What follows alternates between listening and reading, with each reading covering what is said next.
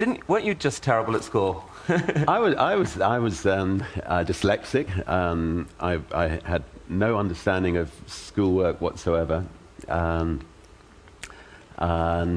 I certainly would have failed IQ tests, and you know, it's one of the reasons I left school when I was 15 years old. And if if I'm not interested in something, you know,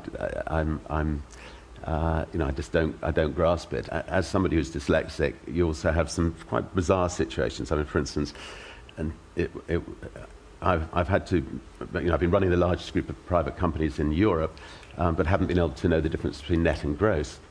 And so the board meetings have been fascinating.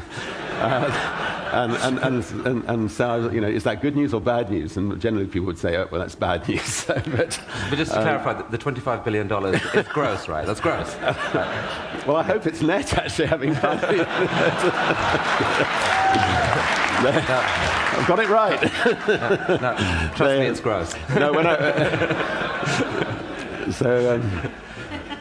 so when I turned 50, somebody took me outside the boardroom and said, "Look, Richard, here's let me draw on a diagram. Here's a net in the sea, and the fish have been pulled from the sea into this net, and that's the profits you've got left over in this little net, and everything else is I finally worked it all out." So.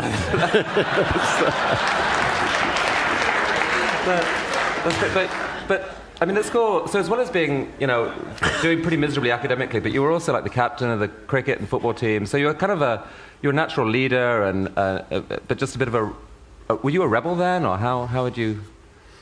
Yeah, I think I was a bit of a maverick, but I was fortunately good at sport, and so that at least I had something to excel at school.